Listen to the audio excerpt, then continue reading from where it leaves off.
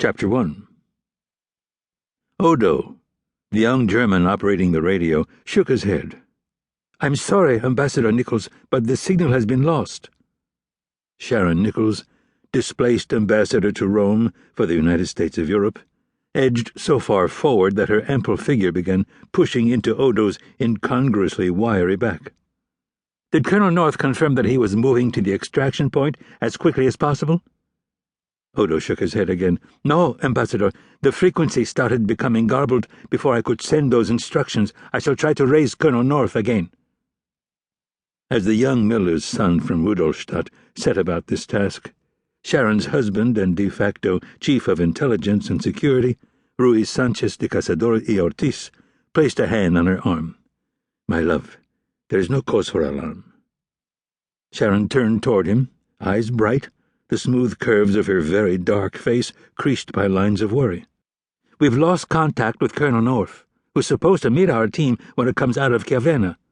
A team that just happens to include my father, who promised us that he'd signal us by 1 p.m. today with a mission update. That update is already 2 hours late. So until I know that my father and my friends are with Colonel North's forces and heading back to Grantville, every second of uncertainty is cause for alarm." She turned back to watch Odo ply the various tricks of his arcane trade. Rui raised an eyebrow, but said nothing.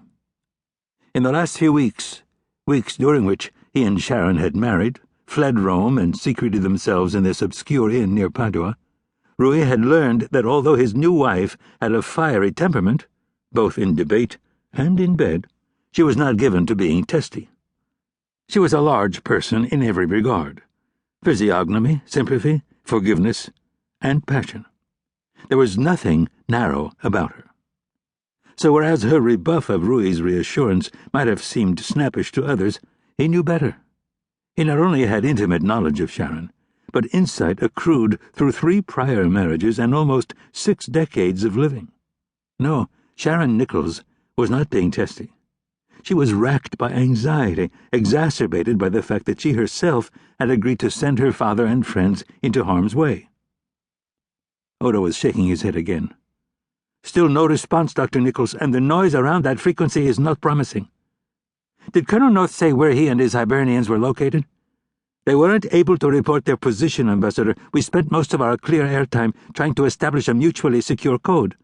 "What? Why?" Odo seemed to shrivel before Sharon's growing tone and looming torso. Rui intervened. "Dearest, the code-checking protocols require absolute precision. If there are any missed symbols, the authentication must be deemed suspect, so with a bad signal it can take many minutes to confirm a secure transmission." Sharon collected herself. "Odo, when was the last time we had a precise location for Colonel North's unit?" 2 days ago, Ambassador Nichols. He and his men had just arrived in Silvaplana, having come down out of the Alps by way of the Julia Pass." "Then if they've been making steady westward progress, they should be near the extraction zone now, correct?" Rui saved the young radio man from his wife's desperate glare one more time. "Near to the extraction point, perhaps, but we cannot know. They could not head toward it at best speed, my love. What if the extraction was not called for until next week? Why would 2 squads of mercenaries, who are known to work exclusively for you Americans, spend a week loitering about the western end of the Val Bergaglia? I doubt even so ingenious a Spaniard as myself would believe them to simply be on an extended alpine fishing holiday." Sharon had to smile, but only a little. "Odo, try again and see if you can raise Captain Simpson's group in Giovanna." Rui prayed that anyone in Giovanna would respond this time. If they did, it would probably indicate that they had completed their mission in that factious open city and were ready to call for extraction. But Odo was still struggling with the designated frequencies, all of which sounded like monsoons of static. The legendary vagaries of radio communication to and from Alpine valleys were dominating the day. "No response on any of the primary frequencies, Ambassador. Shifting to check the emergency backup frequencies." Rui, seeing his wife's breathing increase, murmured words only she could hear. "My love, you must be calm. Your staff all looks to you. If you panic, they shall surely do so also."